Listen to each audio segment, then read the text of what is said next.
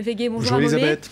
On va commencer par évoquer U2 qui a profité de la nuit du Super Bowl, l'un des événements sportifs les plus regardés au monde, notamment aux États-Unis, pour faire monter la sauce autour de son nouvel album. C'est le cas de le dire, c'est un coup de market, on ne peut pas faire mieux. Hein. Le Super Bowl, c'est l'une des plus grosses audiences de l'histoire du tube cathodique. C'est une opération à double articulation, donc promo pour un futur album entre guillemets, enveloppé d'un voile de mystère, et aussi une opération de charity, d'aucuns diront business, puisque 1 euro collecté autour de la vente d'un single sera entièrement reversé à l'ONG de Bono, leader charismatique s'il en est de U2.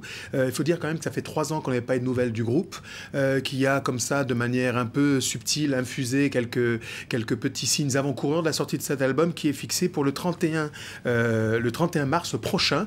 On a eu la bande originale du film Long Walk to Freedom, qui était le biopic dédié à Nelson Mandela. Voici Invisible, qui ne fera pas partie intégrante de ce futur prochain album, mais qui annonce cet album. On regarde, c'est U2, le retour.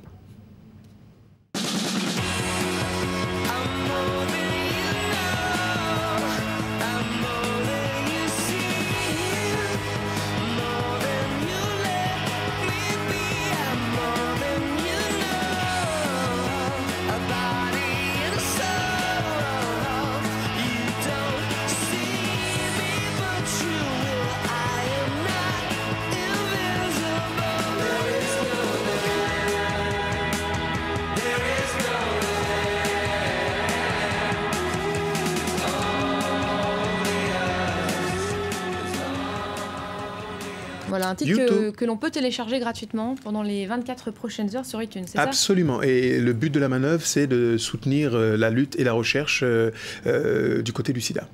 On va rester aux États-Unis avec un groupe qui annonce prendre sa retraite. De qui s'agit-il ? Est-ce que ça vous dit quelque chose? Si je vous dis Mick Mars, Nikki Sixx, Vince Neil et Tommy Lee Jones, quelqu'un qui était le chéri Coco et qui l'est toujours peut-être, c'est pas la séquence People de ce journal haut du pavé culturel et de l'information de Pamela Anderson. Vous vous souvenez de Pamela Anderson?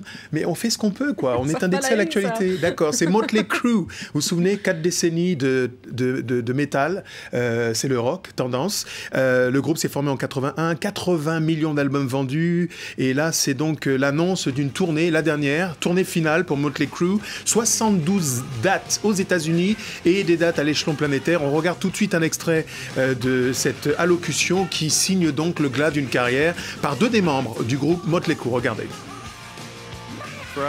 On est très fiers de notre groupe.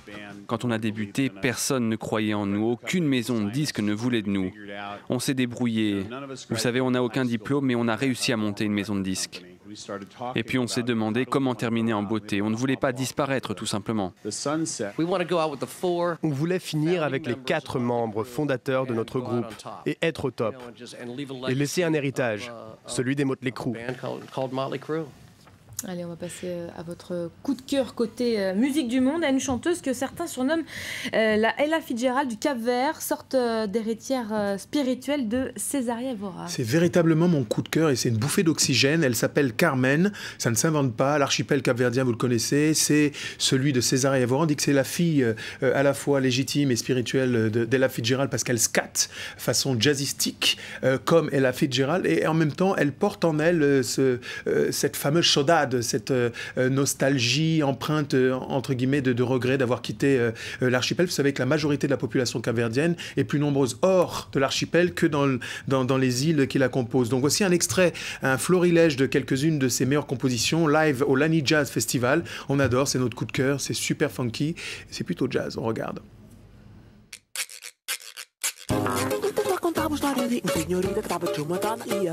Saí de casa, mas tu merda, deixa ser papão, mamãe. Deixa ser que terra tem pica. Tinha sapato, tinha riqueza. Tá ali agora, é senhor aqui, tá manda, tá desmanda, tu és aqui, todo mundo vive no seu rosto. É pra fazer cigarra, dona Lia e rainha da quinta. Minha mesa esberdola que ganharia, pode com na frente que ela putras. É frente que acabou, batou capô, se quiser que pelo,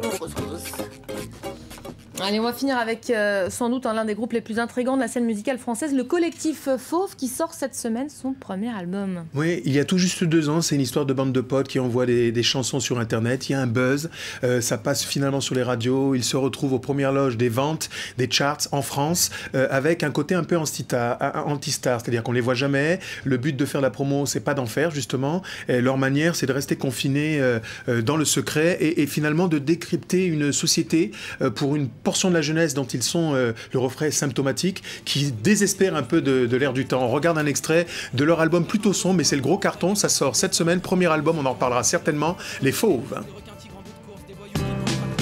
Nous sommes de ceux qui font l'amour en 2 temps. Nous sommes de ceux qui s'y prennent à l'envers avec les autres. Nous sommes de ceux sur lesquels on parie jamais. Nous sommes de ceux qui savent plus raisonner de façon logique. Nous sommes de ceux qui ont tout fait comme il faut, mais qui arrivent pas, des ratés modernes, des semi-défaites, des victoires sans panache. Nous sommes de ceux qui tiennent pas la pression. Nous sommes de ceux qui se font balayer à répétition. Nous sommes de ceux qui se font assister, des baltringues, des éclopés, des faibles. Nous sommes de ceux qui prennent des trucs pour tenir le coup. Nous sommes de ceux qui savent pas dire non, qui connaissent pas la rébellion, qui soutiennent pas les regards. Nous sommes de ceux qui sont tabous. Sans promo, ils ont déjoué toutes les statistiques, on ne les voit ni sur les radios, ni sur les télés, à de rares exceptions près, et ils sont dans le sillage de Daft Punk, on les voit cachés, ça marche terriblement. Merci beaucoup Amobé. À bientôt Elisabeth. On vous parle maintenant de sport, de football européen avec les derniers résultats du week-end. Voici le journal des sports.